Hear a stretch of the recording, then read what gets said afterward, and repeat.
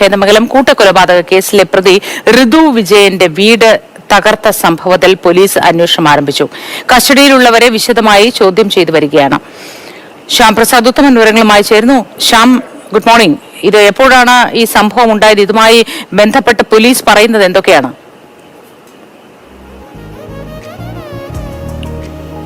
ഇന്നലെ വൈകിട്ടോടുകൂടിയാണ് ഈ സംഭവം ഉണ്ടാകുന്നത്. ഈ ഋതുവിന്റെ വീട്ടിലേക്ക് വൈകിട്ട് ഒരു 6 മണിക്ക് ശേഷമാണ് 2 പേർ എത്തി ഈ വീട് അടിച്ച് പൊളിക്കുന്നത്. അതായത് ഈ ചേന്ദമംഗലത്തെ സംബന്ധിച്ചിടത്തോളം ചേന്ദമംഗലത്തെ ഈ പ്രദേശവാസികൾക്ക് ആകെ. നമസ്കാരം, പുതിയൊരു വീഡിയോയിലേക്ക് എല്ലാവർക്കും സ്വാഗതം. പറവൂർ കൂട്ടക്കൊല കേസിലെ പ്രതിയായ ഋതു ജയൻ എന്ന് പറയുന്ന വ്യക്തിയുടെ വീടാണ് 2-3 പേര് ചേർന്നിട്ട് അടിച്ചു പൊളിച്ചത് എന്നാണ് പറയുന്നത്. അതായത് നല്ല രീതിയിൽ അടിച്ചു പൊളിച്ചിട്ടുണ്ട്.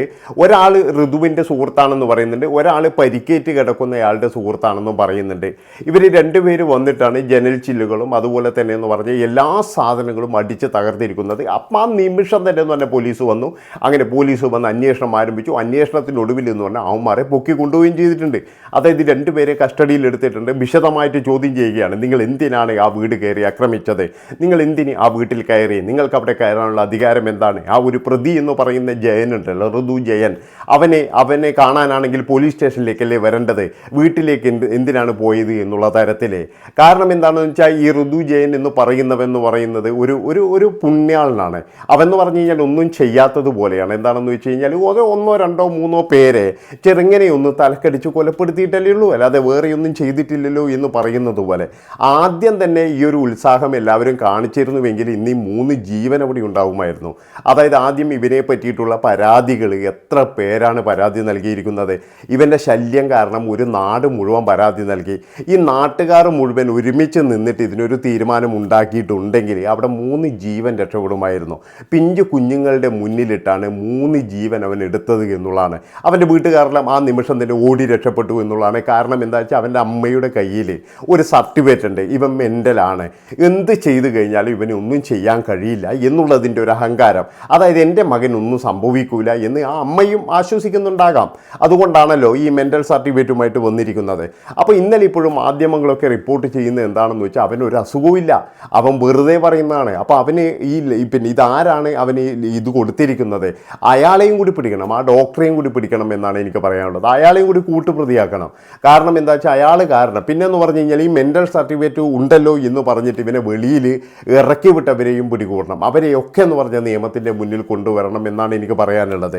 അതായത് ഒരു നാട് മുഴുവൻ ഒരാളെ പറ്റി പറയുമ്പോൾ എന്തെങ്കിലും ഒരു കഴമ്പുണ്ടോ അതിൽ എന്ന് നോക്കേണ്ടത് ആരുടെ കടമയാണ്? നിങ്ങളൊന്ന് ആലോചിച്ച് നോക്കണം. എത്ര പേരാണ് അവിടെ കംപ്ലൈൻറ്റ് ചെയ്തിരിക്കുന്നത്?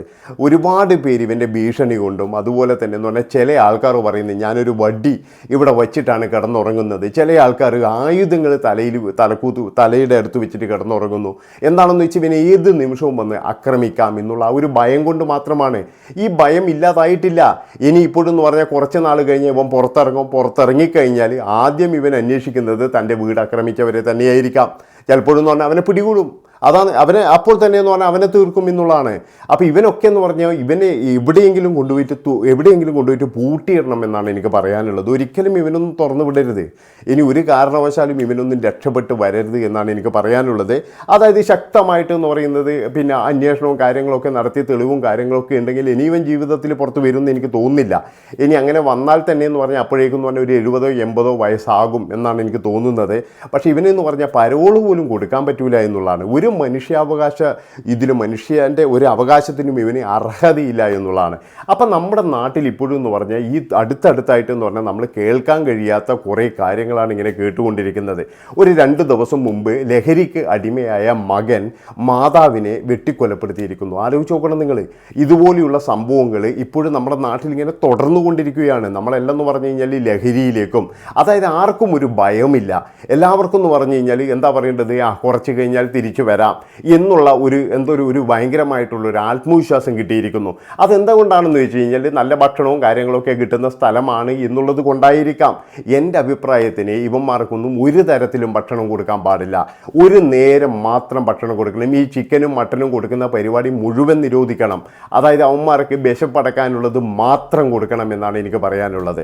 പക്ഷേ അതൊന്നും നടപ്പിലാകുന്ന കാര്യമൊന്നുമല്ല. കാരണം എന്താണെന്ന് വെച്ചാൽ പുറത്ത് നിൽക്കുന്ന ആൾക്കാരെ കാട്ടിയും എല്ലാവരും ശ്രദ്ധിക്കുകയും പരിചരിക്കുകയും ചെയ്യുന്ന അകത്ത് അകത്തുള്ളവന്മാരെ തന്നെയാണ്. കാരണം അതുകൊണ്ട് തന്നെ ഇതൊന്നും നടപ്പിലാകുന്ന കാര്യമല്ല. പക്ഷേ ഈ പോഷകാഹാരങ്ങൾ മുഴുവൻ ഇവന്മാർക്ക് കൊടുക്കരുത്. ഇവന്മാർ ഒരിക്കലെന്ന് പറഞ്ഞു കഴിഞ്ഞാൽ എഴുന്നേറ്റ് നടക്കരുത്. പിന്നീട് അതാണ് വേണ്ടത്. എഴുന്നേറ്റ് നടക്കാൻ വയ്യാത്ത വിധത്തിലായിരിക്കണം അങ്ങ് പുറത്തു വരുന്നത്. ഇതിപ്പോഴെന്ന് പറഞ്ഞാൽ ഒരുത്തൻ കളവ് കേസിൽ പോയി കഴിഞ്ഞാൽ ഓന് 5 or 6 വർഷം കഴിഞ്ഞാൽ ഓൻ നല്ല മിനുങ്ങിയിട്ടാണ് വരുന്നത്. പിന്നീടെന്ന് പറഞ്ഞാൽ ഇവൻ വന്നിട്ട് വീണ്ടും ഇതേ മോഷണം തന്നെയാണ് നടത്തുന്നത്. അവനറിയാം പിടിച്ചു കഴിഞ്ഞാൽ ഒരു 5 or 6 വർഷം ഉള്ളിൽ കിടക്കണം, അത് കഴിഞ്ഞാൽ തിരിച്ചു വരാം എന്നുള്ള ഒരു ബോധം അവനുമുണ്ട്. അപ്പോൾ ഒരു ഭയപ്പെടുന്ന ഒരു ശിക്ഷ കിട്ടിക്കഴിഞ്ഞാൽ, അതായത് ഒരു 10 or 25 വർഷം, ഇപ്പോഴും നമ്മളെ പോക്സോ കേസിലൊക്കെ വിധി വരുന്നതുപോലെ 70 വർഷം 80 വർഷം അതുപോലെ ഒരു വിധി കിട്ടിയിരുന്നെങ്കിൽ, അങ്ങനെ ഒരു ഭയം ഉണ്ടെങ്കിൽ ഇങ്ങനെയുള്ള കാര്യങ്ങളൊക്കെ കുറച്ച് കുറയും എന്നാണ് എനിക്ക് പറയാനുള്ളത്.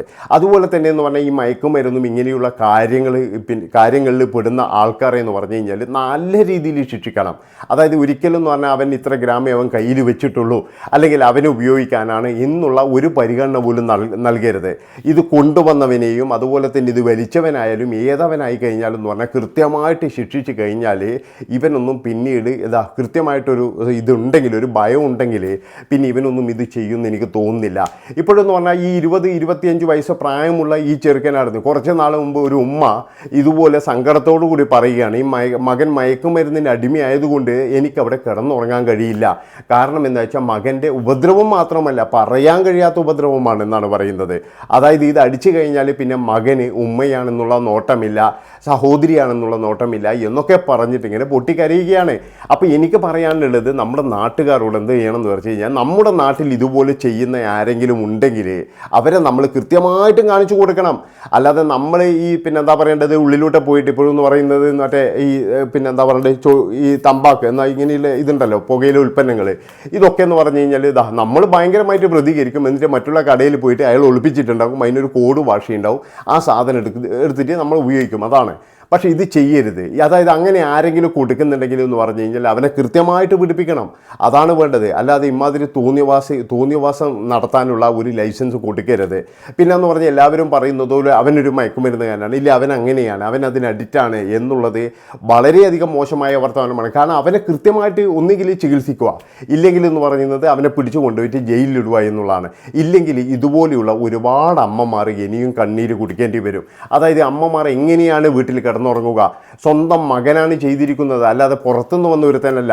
ഇങ്ങനെ എല്ലാ കാര്യങ്ങൾക്കും എന്ന് പറഞ്ഞു കഴിഞ്ഞാൽ അവൻ അതിനടിമയാണ്, അല്ലെങ്കിൽ അവൻ പിന്നെ ഇതുകൊണ്ടാണ് ചെയ്തിരിക്കുന്നത് എന്നുള്ള ഒരു പേര് കൊടുക്കരുത്. അവനെ ഇനി ജീവിതകാലത്തിൽ പുറത്ത് വിടാതിരിക്കാനാണ് നോക്കേണ്ടത്. അപ്പോൾ ഇന്നലെ അവനൊക്കെ വളരെയധികം എന്താ പറയേണ്ട മാധ്യമങ്ങളോട് എന്തോ പറയുന്നുണ്ട്, അവനെ ജനിപ്പിച്ചതിൻ്റെ ശിക്ഷയാണ് കൊടുത്തിരിക്കുന്നത് എന്നുള്ള തരത്തിലൊക്കെ.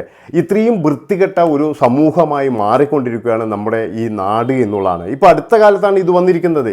ഇപ്പോൾ ഒരു 5 or 6 മാസത്തിനുള്ളിൽ എന്ന് പറഞ്ഞാൽ നമ്മുടെ നാടിൻ്റെ പോക്ക് എന്ന് പറഞ്ഞാൽ വളരെ മോശപ്പെട്ട അവസ്ഥയിലൂടെയാണ്. എന്താണ് ഇവിടെ സംഭവിക്കുന്നത് എന്ന് പോലും നമുക്ക് മനസ്സിലാകുന്നില്ല.